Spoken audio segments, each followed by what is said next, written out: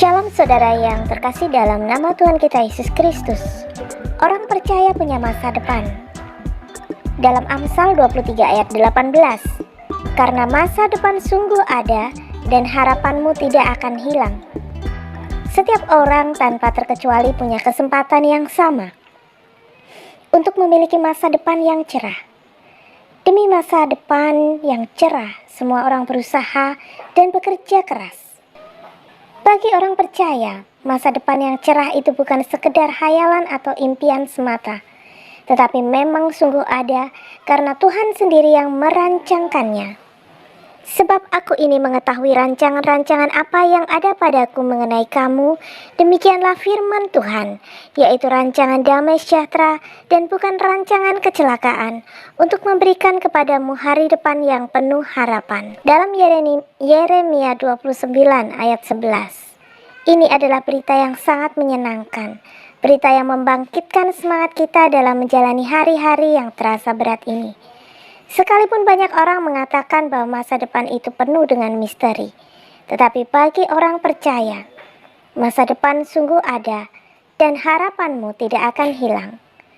Arahkanlah perhatianmu kepada didikan dan telingamu kepada kata-kata pengetahuan.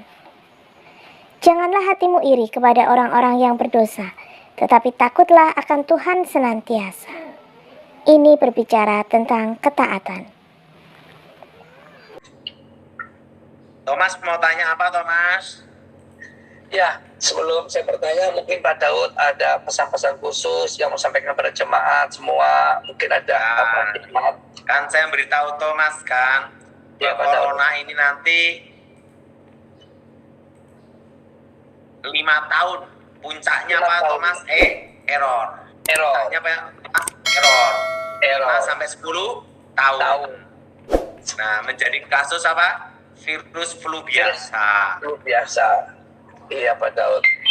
Nah, dan tahun depan ingat, kita semua belajar normal. Normal. Apa Thomas? Belajar normal, Pak.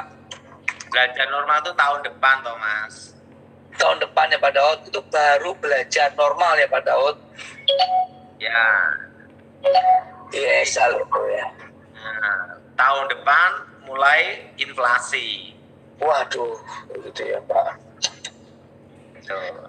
Ada tip-tip khusus ya, Pak, untuk menghadapi tahun depan, Pak, supaya jemaat tetap kuat. Tahun depan itu penting itu dalam bisnis tuh bertahan dulu, Thomas. Bertahan ya. Arti gimana, Pak, bertahan, Pak? Ya, yang ada aja dikerjakan. Jangan melampaui kemampuan ya, Pak. Dan kalau posisi seperti ini, yang kedua, jangan untuk dapat proyek nurunin harga, jatuhkan harga. Itu nanti repot, Thomas. Karena apa? Harga-harga tidak stabil, Thomas. Iya, bisa berubah. Jadi kita kalau main proyek itu jangan asal supaya dapat proyek nurunin harga.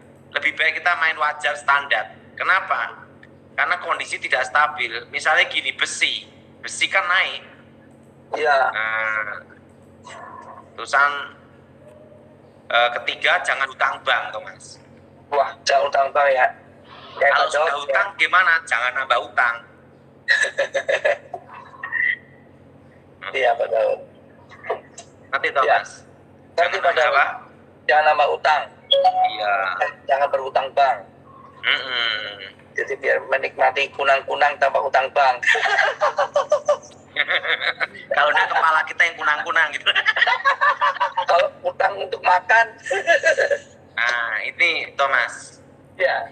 Makanya kita ini harus bekerja supaya jangan hidup dengan utang, Thomas. Iya. Sebenarnya kita ini kan didukung tanah yang subur, Thomas. Betul. Harusnya kita harus maksimalkan tanah itu, Thomas. Iya. Jadi dalam bisnis itu kita harus ini, Thomas. Iya, Pak Daud. Terus jangan terlalu serakah atau ingin jalan pintas dapat proyek, Thomas. Iya, betul, Pak. Jadi dalam bisnis itu harus tenang gitu. Tenang ya, Pak. Jangan nambah utang dan jangan berhutang ya, Pak. Nah, penting dalam hidup ini penting itu adalah apa, Thomas? Nah, Mengambil keputusan itu dalam kondisi pikiran tenang, Thomas. iya Pak Daud. Siap. Berpikir tenang dalam ambil keputusan ya Pak, supaya tidak salah keputusan yang fatal ya Pak. Ya, betul. Haleluya. Jemaat ya, para pemirsa, tetap tenang. Apapun kondisi saat ini Indonesia sedang terjadi dalam kendali Tuhan ya Pak Daud ya.